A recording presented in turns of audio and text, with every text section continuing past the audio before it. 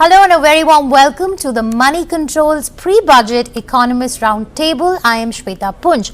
Budget 24-25 is set to be presented on July 23rd. This budget comes against an interesting backdrop. The first one of a coalition government, but more than that, it comes after BJP's loss in some of its traditional strongholds in the general elections. The BJP is looking at state elections in Haryana and Maharashtra this year and Delhi and Jharkhand in January next year.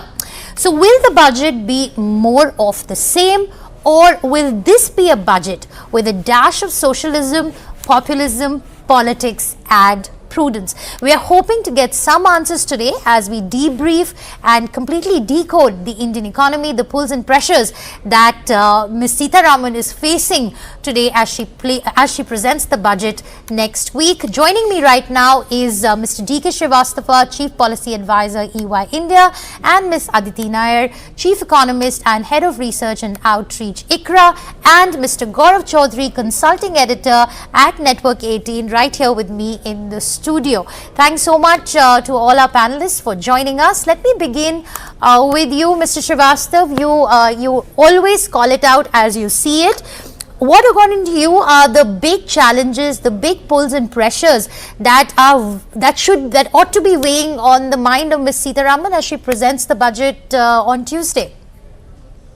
Well, I think she will have to address the question as to whether to maintain the fiscal consolidation path that was announced in the interim budget, or whether she will relax on the expansion of revenue expenditure, because there are signals that private sector demand as well as government demand is weak, and the rural sector requires considerable support. Employment issues are gathering momentum in terms of the discussions that are going on. So the whole issue can be addressed in terms of the fact that the finance minister will have, whether she will have additional room as compared to the interim budget in terms of available revenues. Now, our sense is that the nominal GDP growth could be as much as 11% as compared to last year's, that is FY24's 9.6. And this is because we expect a real GDP growth in the range of 7 to 7.2%. And the implicit price-based deflator could be close to 3.6, 3.7. That would give us about 11% nominal GDP growth. Even if we apply a buoyancy of 1.1, it will give, in terms of net tax revenues available to the central government, something like additional 40,000 crore. Okay. Now, in terms of the additional RBI dividend, we might have another 1 lakh crore. So, something like 1.4 to 1.5 lakh crore would be the additional revenues available to the finance minister, and then that has to be allocated in terms of additional revenue growth, capital growth sustained, or additional growth in capital expenditure also, and maintaining fiscal consolidation target. My sense is that fiscal consolidation target will be maintained at 5.1 as announced in the interim budget. Right. Capital expenditure growth at 17% was there. It might be maintained or marginally augmented. But it is the revenue expenditure that will grow from 4.6 to something like close to 8%. That difference will accommodate a lot of relaxation in terms of providing for additional support to rural demand. Interesting points there, Mr. Shrivastav. It does seem like while there might be challenges that Ms. Sitharaman is facing, but this revenue surplus that she's looking at could really act as a buffer. Aditi, I wanted to get your thoughts in on this. What, according to you, would be the key challenges that the budget will have to factor in? Thanks, Shweta. So, broadly, calculations are quite similar to what Mr. Shrivastav just laid out. We're looking at a revenue upside of 1.2 trillion after setting off the extra taxes that will have to be shared with the states. So 1.2 trillion is what, the headroom that we have, which the government needs to figure out whether to use it for revenue expenditure, capital expenditure, or hopefully some faster fiscal consolidation. So the sense that we have is that we already had a pretty steep ask, 17% growth in capex on a large base, and as had been expected. The capital expenditure has been really sluggish during the parliamentary election time, and we've seen a 14% contraction in April, May in YOY terms. Progressively, as we move forward, by the time the budget is presented and passed, we are still going to be in the middle of the monsoon season. So the time available to actually spend this capex is not as much as it is in normal years. It is curtailed in this election year. And in any case, within the headroom within the target that had been set in the interim budget for capital expenditure, 70,000 crore was kind of a placeholder. It had not actually been allocated to any ministry, and that's what we're expecting will now, of course, come through in the final budget. So the sense I have is that it may not be very fruitful to increase the headline amount of capital expenditure. Of course, the 70,000 crore will get redistributed between the different ministries, and that will give a bump up to the individual ministries' budget allocations. So the revenue upside then needs to be shared between either revenue expenditure or faster fiscal consolidation. And my sense is that splitting it equally between the two would be a good way to go in the current year. So increasing revenue expenditure by about 50-60,000 crore. Basically, we've had a very high growth here last year in terms of the headline GDP numbers. But consumption growth was just about 4%. And in fact, consumption growth CAGR over the last 5-6 years has also been just around 4%. So we've got high consumption growth, high sentiment in some pockets, but other pockets seem to be lagging as far as their demand and their sentiment is concerned. So it might be appropriate to use this extra revenue expenditure to really push up the spending and the sentiment of the segments where consumption has been lagging over the last year. And one thing which obviously comes to mind is the rural economy, which has struggled with a very uneven monsoon last year. So higher rural spending through revenue expenditure would be quite likely in the upcoming budget. And if we spend 50% of the revenue upside on that, that still gives us about 60,000 crore left over for faster fiscal consolidation. So we're looking at a fiscal deficit being actually pared to 4.9 to 5% of GDP in the full budget for FY25. And that should give us, lower borrowing in H2 to the tune of 35 to 55,000 crore. All right, okay. Let me also bring in Gaurav here. Gaurav, you've heard the two economists, and I introduced the show saying that this budget is coming with a very interesting backdrop, because this is not a BJP-led majority that's presenting the budget. So there is this pressure from the allies that's very clearly there, and then you have other considerations like a tepid rural demand. You have agriculture, which is showing a slowdown, a very substantial slowdown. So if you were to give us perspective on how the balancing act that this budget will have to do, what according to you are the key levers that Ms. Sitharaman will have to accelerate on in this budget? No, thanks, Shweta. See, a couple of things. The conditions that were present on February 1 and the conditions that are present now, there are a few things that are very different. For instance, you mentioned about the political landscape. While it's not spectacularly different, but there is still a lot of difference from the perch at North Block, from which Ms. Sitharaman now sees the world, is very different from what she saw on February 1.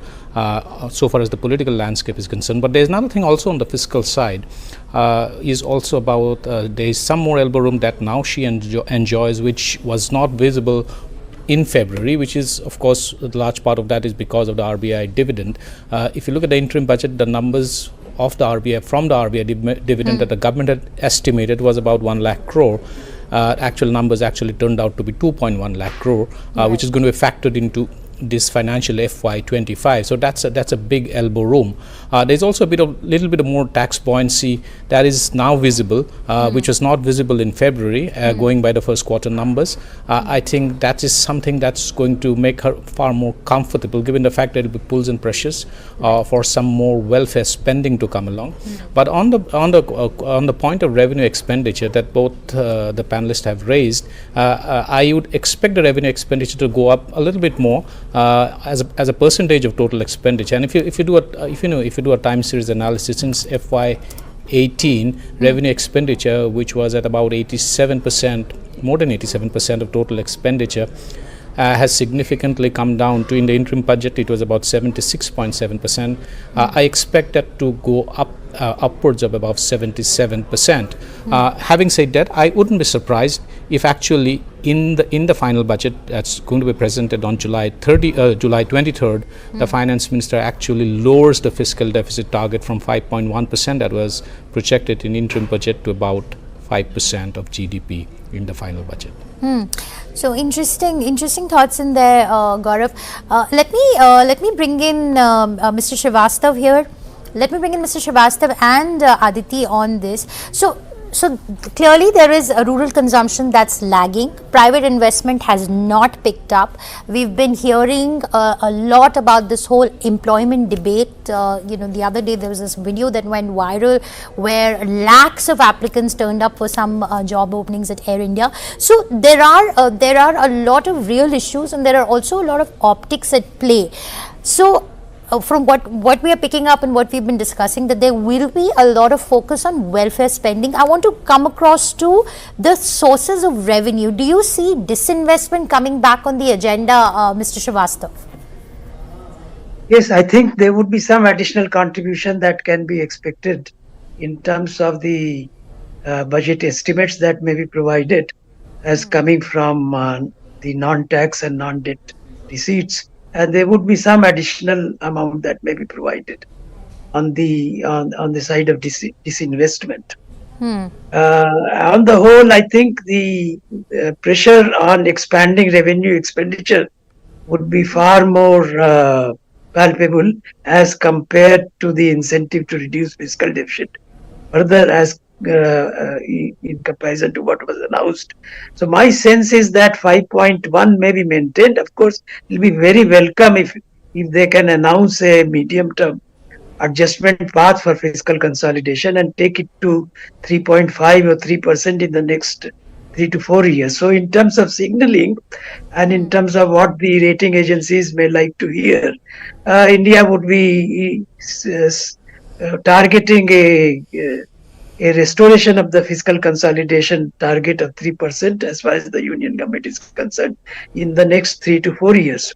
But I think the FM has also to make sure that the signals are such that foundations are laid for a solid medium-term growth path for India. And that may be more than 100% of the global growth path average. And therefore, emphasis will be there on committing to expanding capital expenditure as long as private investment does not pick up, as long as global growth does not pick up.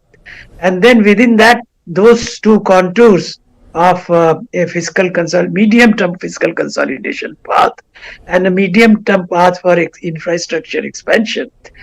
For the immediate term, I think additional revenue expenditures would definitely be provided for. Interesting. Let me also now welcome Rajat Sethi, who's joining us. He is a political economist with very heavy leanings towards the BJP.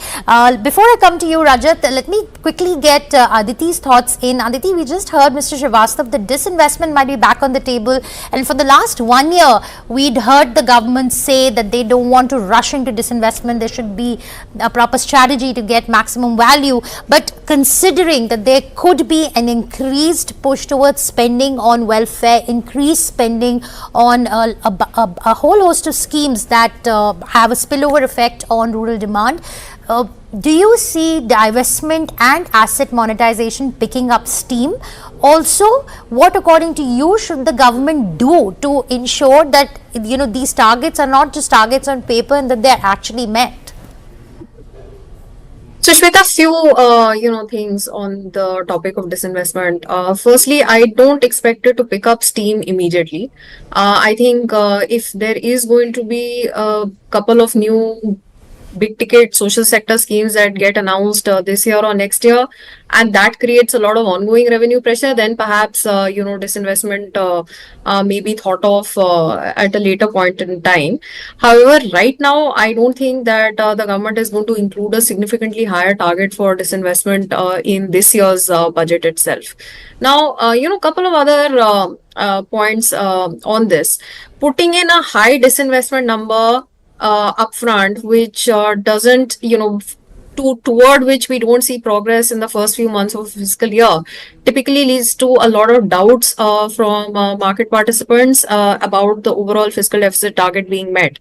And in situations like that, we've seen that the yields start inching up because the bond market starts, really second guessing whether a miss on disinvestment is going to lead to fiscal deficit overshooting the target, and therefore, additional borrowings being required by the government toward the end of the year.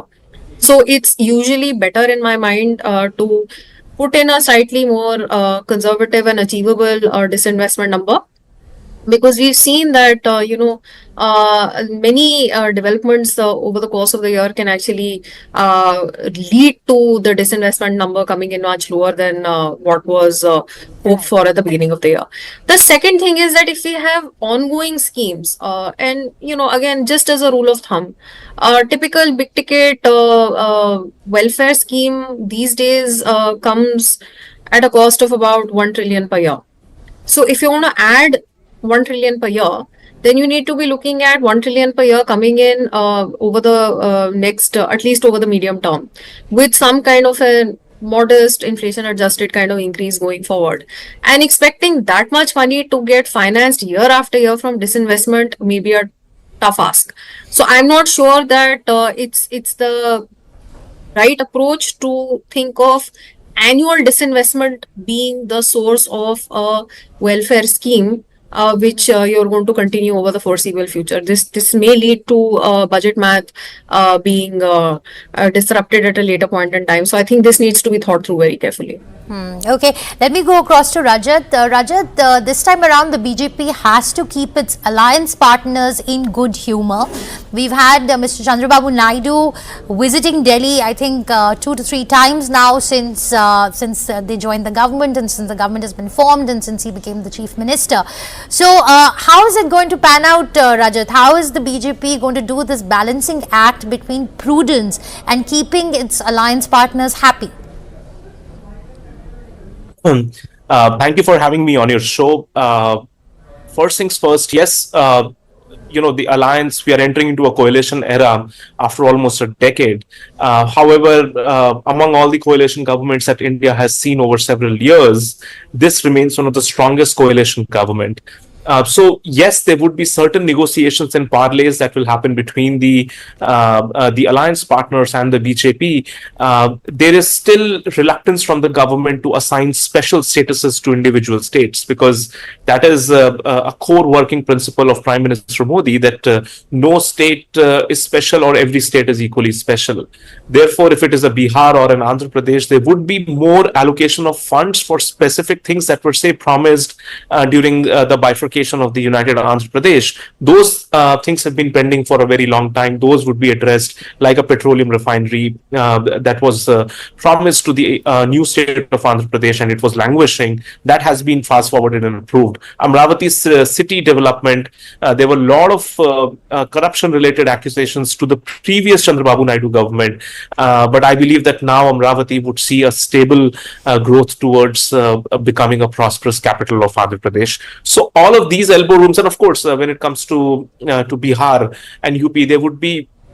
And the government is already thinking that there has to be a new regime, Subsidy 2.0, which can possibly cover in certain gaps or certain aspirational gaps of the electorate. Remember, the elections are not over in this year. There are still critical elections going to happen in the states of Jharkhand, Haryana, and Maharashtra, which might be pivotal to the stability of the government as well. So government would be keenly watching that and ensuring that there is additional layer of welfare net which is created through a new, well thought out subsidy regime. It could be a renewed introduction of gas cylinder subsidies to the needy, which is much more directed and much more steep. It could also entail greater subsidies around fertilizers and greater subsidies around PM Kisan as well. Government has systematically lowered its subsidy as a percentage of GDP. It is now at historic lows of 1.3% of the GDP, the central government subsidies. So it has significant elbow room to go in and also go out and double the level of subsidies and meet the expectations of the electorate. Now, since it is a zero-sum problem, government will have to see that how much it is going to placate the middle class and how much it is going to placate the poor and the weaker sections of our society. That is the sweet balancing act, which I suppose has been an intellectual exercise of the government, and they are currently engaged in ensuring that they do justice to all sections of the society.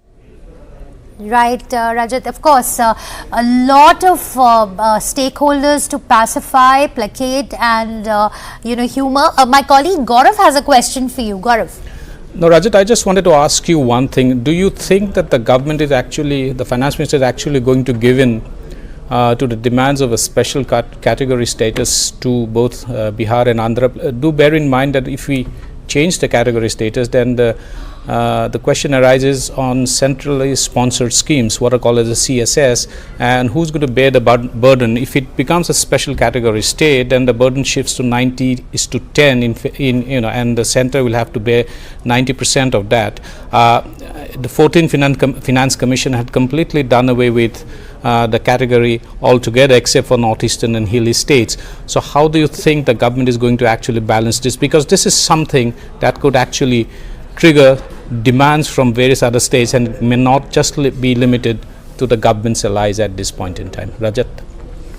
Yeah, so I agree with you. I think if there is one clear-cut fault line in the current coalition government, it is exactly this. And this, if you go out and extend a special status to the state of Andhra Pradesh and Bihar, there would be states like Kerala and Tamil Nadu who have gone all the way to the Supreme Court for greater allocation of resources. So the confrontation between center and the states, especially the ones who are not ruled by the BJP, would increase. And this is where I think BJP will have to do a fine balancing act to ensure that this is a deep ideological position of the BJP that no special status can be given. Yes, there is a 16th Finance Commission which has been put in place under the chairmanship of Arvind Panagaria. And if there are issues or some kind of a innovative tool that can be created to allocate greater resources to states like Andhra Pradesh and Bihar, but also sound and look justified to the other states as well. That is something which would be the principal objective of the Finance Commission, which has just started its work. This will remain confrontationist. However, I think both Nitish Kumar and Chandrababu Naidu, the two chief ministers, have been informed that look at more specific government allocation on the existing schemes rather than asking for a special status. Bihar is also going to go into elections very quickly. And Nitish Kumar's public position has been that he is going to negotiate and get a special status for Bihar. And this is where I believe a lot of back and forth will have to happen in the coming months. Right. Don't expect it to be part of the budget, though. Just hold that thought, Rajat. Let me get in Mr. Shrivastav's thoughts in here. Let him, considering he's the economist here. Mr. Shrivastav, so, the problem that Ms. Sitharaman and the Modi government faces is this. To onboard, they've got the alliance partners on board. There are demands, very specific demands from them. And if they were to concede to those demands, it could open a Pandora's box. How, according to you, can the government navigate this? They're asking for a special package. They're asking for a special category status, which is not possible. It technically does not exist for states beyond the hilly states and the northeastern states. So, in your view, how do you see the budget addressing the demands that have been raised by Mr. Chandrababu Naidu and Mr. Nitish Kumar? Well, I don't think the issue of special granting special category status would arise, because that is a concept that has gone along with the planned process. However, special packages can be designed for these two states or even for more states, and that is a task that should be handed over to the Niti Aayog. I think some changes are needed in the mandate of Niti Aayog in order to look at the developmental process, because the work of the Finance Commission is more focused on ensuring equalized standards of certain publicly provided and merit services like health and education. They do not go into much as far as developmental issues are concerned or interstate growth issues are concerned. That is something that used to be handled by the erstwhile Planning Commission.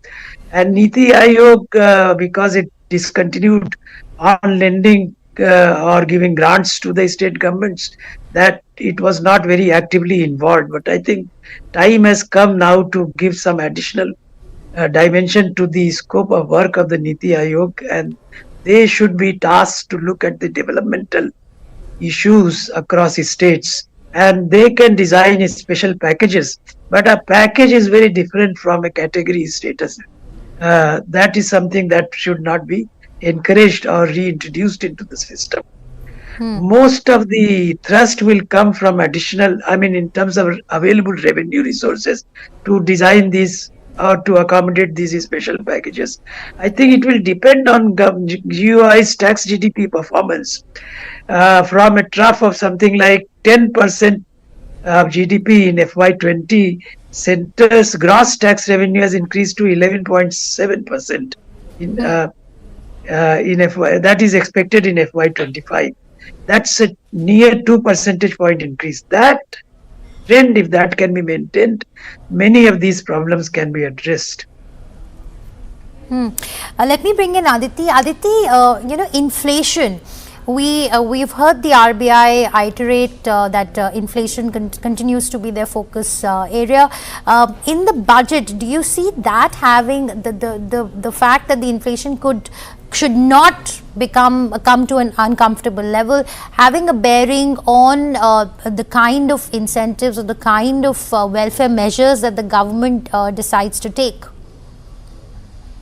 So, Shweta, the sense I have is that those pockets where inflation has seriously impinged upon the consumption growth and the disposable income, perhaps that's where the government will try and address the revenue expenditure and the revenue upside that it has to be able to provide some relief. That could come in the form of higher payouts under PM Kisan. It could come in the form of maybe higher wage under the Narega, or some tinkering with the personal income tax threshold or slabs. But I would more think that it's going to come through the threshold if indeed it does take place. So these could be some ways to address some of the inflation related concerns, particularly at the bottom of the pyramid, in terms of the government being able to provide some offset to inflation, and particularly food inflation, which has averaged 7.5% to 8% for a large part of FY24. Yeah. Food inflation, Gaurav, continues to be a big concern, and it will remain a very, very hot topic going forward. It will continue to be a point of pain, not only for us but even for the government. When it comes to placating different classes, whether it's the middle class, whether it's the Aam Aadmi, whether it's rural India, whether it's industry, there are several levers that the government will have to pull and push. What, according to you, Gaurav, are the different revenue sources that they can tap into? One is, of course, your tax revenues. That's one aspect. We've discussed disinvestment. Anything else that comes to your mind that the government can look at building on this time around? So I agree with Aditi that because this is actually a very short time frame, because you're effectively presenting a budget for about only 8 months. In about 7 months from now, the finance minister will again rise to present a budget for the next year, that is FY26. So she has a very short window. So far as extra revenue sources are concerned, the RBI dividend has come in at the right time for this government. It's going to soothe frayed nerves at North Block to a considerable extent, because there's an extra 1 lakh crore now to be deployed. Now how that money is going to be deployed it's going to be interesting to see, because this is where the creative fiscal engineering from the finance minister's side is going to be put on display during the budget. You did a story today on possibly the government actually doubling the PM Kisan scheme from 6,000 to 12,000 rupees and making the payouts on a monthly basis, and also a possible handout for women. If that were to come true, then I think a large part of the RBI dividends will probably be used for funding that. But the problem, however, with that would be that it's not none of these will be a one-off scheme. So while you have been able to, you'll be able to fund it for this year, what do you do it for next year? That is something that the government will have to take a serious look at, because most of these, most of the expenditure now are anyway statutory expenditure from the government. So there is very little room to, suddenly if in a one particular year, if you go on, if you raise the welfare spending or the handout amount of one particular program, absolutely, then it keeps on going up from every subsequent year, or at least up to that amount. The government will also have to think about how to fund that over the next 5 or 6 years. That is something that's going to really be interesting to see how Finance Ministry goes and does that. Absolutely. They'll have to probably double down on asset monetization, because they've gone so slow on it. It was highlighted as one of the flagship programs of this government. Let me quickly go across to you, Aditi, before you leave. Your quick estimates on fiscal deficit and nominal and real GDP growth that we can expect in this budget. So, Shweta, we are hoping that the fiscal deficit will be eased to 4.9 or 5% of GDP. Possibly 4.9 is maybe a little optimistic on my part. 5% of GDP fiscal deficit, I think, is perhaps more realistic, given the fact that we do expect revenue expenditure to be increased. On the GDP side, we believe that there are transient factors that are dampening growth, particularly in Q1 and to some extent in Q2 as well. So for the year as a whole, we are projecting the GVA growth at 6.5%, and depending on where we end up with indirect taxes and subsidies, that will influence what the GDP growth number is. We're assuming the difference between the two will be a relatively normal 30 basis points this year. So that gives us a real GDP growth forecast of 6.8% for FY25, with a subdued first half and a sharp pickup in the second half. Transient factors that are subduing the first half include the fact that government capital expenditure has been low through the election months, and we've had the overhang of a bad monsoon on the rural economy. Also, commodity prices, which were a tailwind last year, are no longer providing a tailwind. So margins are not going to be as comfortable this year as they were last year. So overall, 6.8% of GDP, 6.8% real GDP growth is our forecast for FY25. All right. Thanks for that, Aditi, and thanks so much for joining us today. I know you have a pretty busy day ahead, of course, so we'll get back in touch with you on the day of the budget and after the budget to see, how far away from the budget were we today. Thanks so much, Aditi, for joining us. Let me quickly now bring in Mr. D.K. Shrivastav. Mr. Shrivastav, I want to talk to you about the employment and the job situation, and that's constantly been a point of contention. Mr. Modi, when he was running for elections the first time, he promised jobs. That was his main poll plank. And over the last decade, it's been a hit and a miss kind of a situation. What can the budget really do to address employment or unemployment? Are there any specific direct measures that can be taken? Well, the recent claims data that came up showed that there was some uptick in terms of employment, but most of that employment growth was coming from agriculture. The only other sector that was absorbing available labor was construction. And as far as the budget is concerned, any emphasis on infrastructure expansion translates to the construction sector, and that would continue to be employment intensive. And therefore, as far as government's direct intervention is concerned, it would probably be focused on construction. But overall, it is the growth strategy that has to be linked to the employment strategy. And the growth itself has to become more labor intensive across sectors. Now, that is a very difficult challenge, because most of the new technologies that are characterizing different sectors are all capital intensive, technology intensive and not so much labor intensive. And whatever labor is required is of very high skilled type. So in Right. terms of government policy, emphasis has to be in terms of skilling and educating people, providing them with the necessary skills, and then expanding growth, particularly focusing on outputs of those sectors that are going to be labor intensive. As in the immediate term, I don't see any sector other than uh, construction and to some extent trade. That is where most of the employment will come from. Okay, let me go across to Rajat. Now, Rajat, the Agniveer scheme really made headlines during elections. The performance of the BJP in the state of Uttar Pradesh, one of the reasons being cited for that loss of, loss of votes in the state has been the Agniveer scheme. Do you think there is a case for the government to do a rethink on the Agniveer scheme, and can we expect that to happen?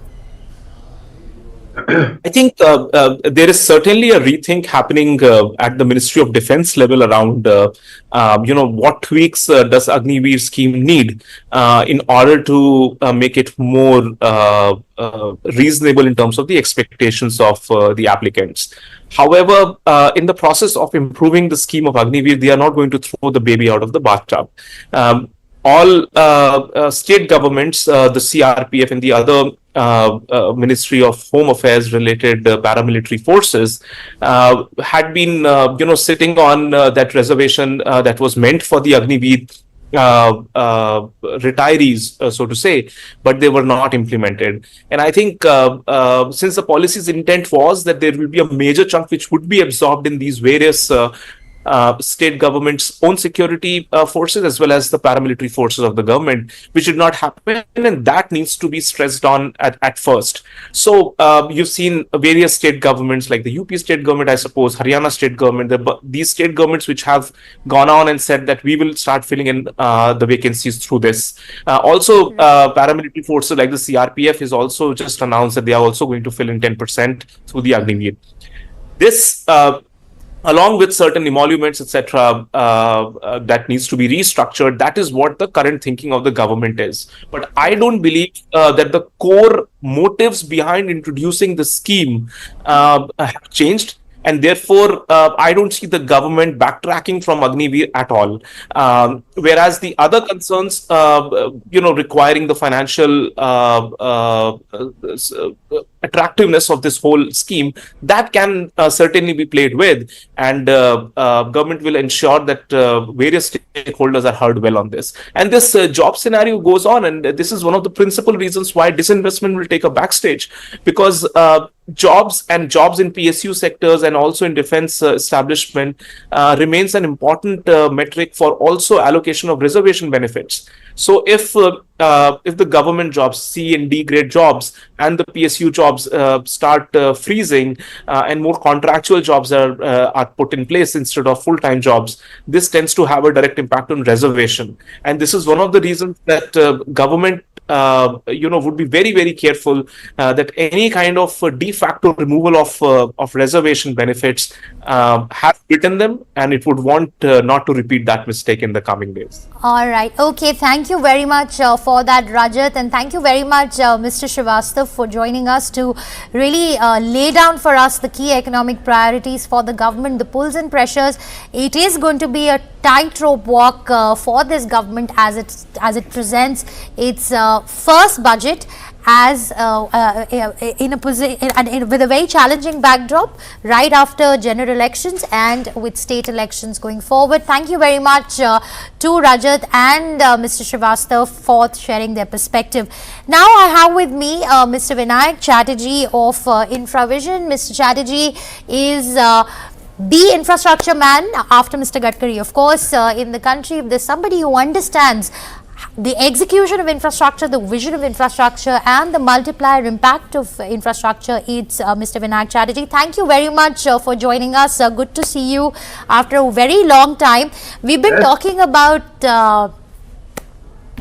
we've been talking about the impact, the budget imperatives and the impact of infrastructure, specifically in job creation. Jobs has been a huge sore point for this government, not only this government, even the previous governments. It's been an uphill battle for India as a country. Infrastructure is seen as one of the areas that can really play a big part in solving that puzzle. Mr. Chatterjee, just want to begin by getting your thoughts in on what are you expecting from this budget when it comes to the infrastructure sector, and what according to you should be done in terms of allocation. So, thank you. It's a pleasure speaking to you after a long time, I must say. We have been interacting for almost over 2 to 3 decades, I think. I don't know. Yeah. But anyway, so That's you asked the right question. Let's step back and look at what the infrastructure outlay means for the budget, for the economy, and for jobs. Basically, that's the question you're asking. And for that, we have to take a look at the quantum of outlays that should be presented in the budget. Now, you know, after the budget was announced last year, the full budget, I'm not talking about the interim budget, there was an interaction with the top honchos, the top bureaucrats of the finance ministry. They are all known by name. And they did share publicly the fact that there was a confidential document in the finance ministry which shaped their thinking, which is that 1 rupee spent on public work stroke infrastructure resulted in 3 rupees of GDP, whereas 1 rupee made available through the direct DBT route, direct benefit transfer route, resulted in 90 paisa of GDP. Now you can clearly understand what the impact of infrastructure is on GDP. Every 1 rupee results in 3 vis-a-vis some other schemes. Now, in a situation where private capex is still not picking up to the extent as was desired or as was expected, it is very clear that public outlays and infrastructure outlays are going to play and continue to play a very, very important role on GDP growth, right? We will come to employment. Now, if you see the last few years, this government has been pretty consistent in its economic philosophy that public expenditure will be used to pump prime GDP growth. And therefore, year after year, you have consistently had outlays ranging from 25% increase to 30% increases in the budget. 7.5 lakh crores became 10 lakh crores in the full budget last year. I am discounting the interim budget because I think that was merely a holding operation. So the last full year budget had 10 lakh crores of infra budget outlay. My expectation or my desire is to see a 13 lakh crore outlay, a 30% increase, because the maths is very clear. If you do not have this 30% constant increase in budgetary outlays for infrastructure, you may not see 8% GDP growth, because it is this level of outlay that is pump priming the economy. There is another thumb rule that public works and central government outlays lead other infrastructure investments. Okay. So the thumb rule in the sector is that if the central government spends 10, then another equivalent 10 is spent by 3 other constituents. All the states put together, EBR, extra budgetary resources, and private capex. All these 3 together add up to the same amount as the central government outlay. So if the central government ends up spending 30 or provides an outlay of 13 lakh crores, then the total infrastructure spent in the country will be about 26 to 27 lakh crores. This is the expectation. That would be the minimum required to pump prime the economy to deliver an 8% GDP growth. And since you know that infrastructure is largely construction driven, and construction has a multiplier of 6 in terms of multipliers and job creation, it will naturally lead to another burst of job creation. But let me stop here to say that after all this macroeconomics is done and dusted, the big bullet point for expectations from this year's budget is that compared to the last full year budget, this new full year budget will have an infrastructure outlay of 13 lakh crores. Over to you. All right. Let me just bring in my colleague Gaurav also here. Gaurav, you have a question for Mr. Chatterjee. Yeah, Mr. Chatterjee, thank you for joining us. I had one question, particularly on the capital expenditure, and you rightly alluded to the fact that the government has been doing the heavy lifting on capital expenditure. This has been particularly pronounced since 2021, and we have seen how it has grown right up to 11.1 lakh crore of the total in the last interim budget. But one of the assumptions of this heavy lifting by the government has also been that this public heavy lifting of capital expenditure is eventually going to crowd in private capital expenditure to a private investment too. Data, however, suggests that has been a little sluggish on that front. Why do you think the crowding in phenomenon hasn't taken place in the private sector as yet? And when do you think it's going to take place? Look, crowding in happens at two levels. One, it happens at the level when government announces a slew of PPP projects where private capital invests. You have seen in the past that private capital has invested in ports, it has invested in airports, it has invested in transmission, and it has invested in green energy and related matters like storage, etc. These are the big areas where private capital has invested. But the broad picture is that the government, the PPP flavor that had peaked at around 37% around the 12th plan period has come down to levels of 15-20% in spite of all of this. So PPP has not happened, has not happened to the extent desirable for various reasons which we have discussed over the last decade. And therefore, from 2014 onwards, the government has responded to EPC as the dominant form of infrastructure development.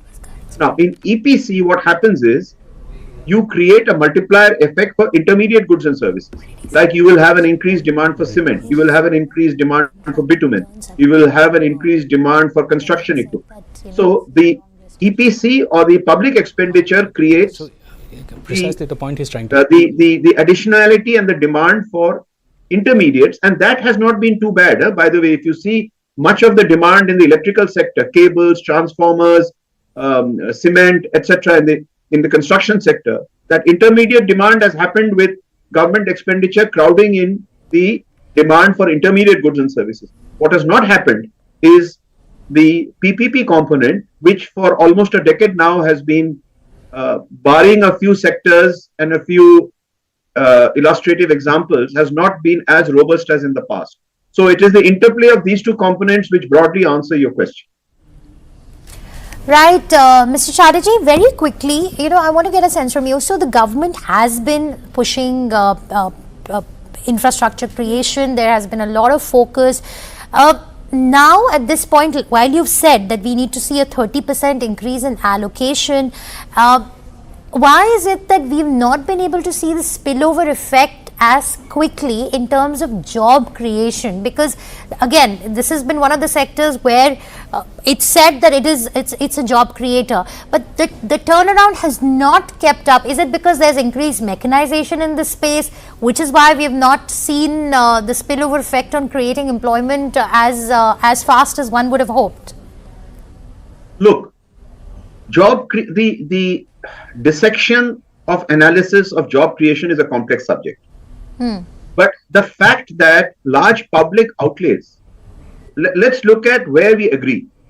I think there is universal agreement among economists and analysts that the large public investments have led to pump prime the economy to get GDP moving at 7.5 to 8%, right? Now, right. GDP growth at 7.5, 8% cannot be jobless growth. So the question is, the pump priming of infrastructure has certainly led to job increases in the infrastructure sector. That the L&T chairman is talking about a shortage of workers on site. So if you see the sales of construction equipment like JCBs, if you see cement sales, all of these sales reflect the fact that somebody is using these products and there are armies of people working on these. So infrastructure outlays and construction has created the jobs that it was supposed to. What you have to now dissect is whether other large job creating sectors like IT, which has seen flat job creation, or manufacturing, where it has not seen great growth and job creation, there you have to do a greater degree of soul searching to say why those haven't happened. But to posit that public expenditure and infrastructure outlays have not created sufficient jobs is not the right argument. Okay, all right. When it comes to the states, Mr. Chatterjee, going forward, in terms of focus areas, anything that the budget can do to incentivize states further and to add to this whole infrastructure capex creation story?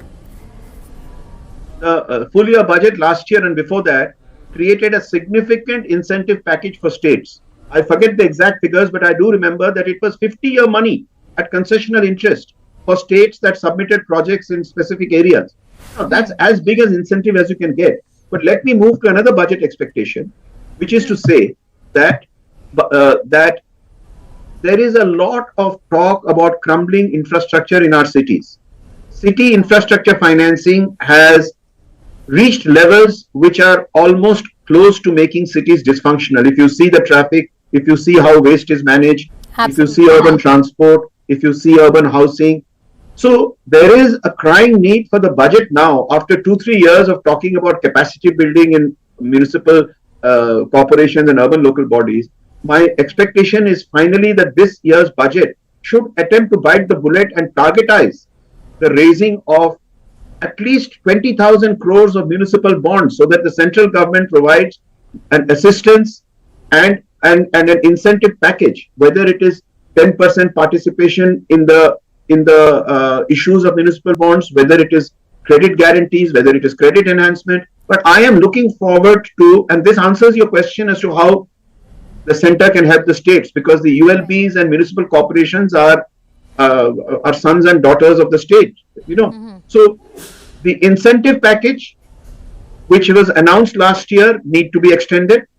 Municipal bonds for city financing need to be given a very aggressive push. And there are many projects where the state government shares 50-50 with the state government. For example, all metro projects, the central government takes 50% equity and the state government takes 50% equity. So these are areas in which the central government helps states fiscally to do their infrastructure. But I must place on record that many states have shown huge degree of positivism and aggression. States like Maharashtra, UP, Tamil Nadu have actually built at great speed and quality expressways and public transportation and irrigation, etc. So all of this needs to be encouraged by the center. Back to you. Right. My last question to you, Mr. Chatterjee, is that in this budget, do we expect the center to move more aggressively in terms of monetization of their roads and highways projects? Do we see that happening? You have touched on a raw nerve, I think, so far as the government is concerned. Year after year, we have failed on the combination of meeting what is called disinvestment targets, stroke privatization targets, stroke monetization targets. So monetization is the broad umbrella word. I think the government has to do very serious rethink on how it manages the process. Because year after year, it says that we have missed the target. Even now, the National Monetization Plan has succeeded only because of the successes in the highway sector in monetizing brownfield assets. And funnily enough, it has made a lot of money on the coal bids. A big sector that was supposed to monetize, railways, has not shown an iota of performance. Large portions of monetization of central and state utilities, whether they were transmission assets or power plants or bus terminals or railway land, etc., has not happened. So it's a very big question mark, saying that history has shown that mere budget announcements on monetization, stroke disinvestment, stroke privatization have year after year not given the results. So it is about completely different view as to how it would like to manage this process. All right. Thank you so much for that very, very candid and very insightful assessment, Mr. Chatterjee. Much appreciated. And of course, we'll have the union budget in just a few days from now. And let's hope that the budget actually takes the India story forward in every which way. A big thank you to all our panelists who joined us today. And thank you, Gaurav, for coming down to our studios and giving us your insights. Thank you so much.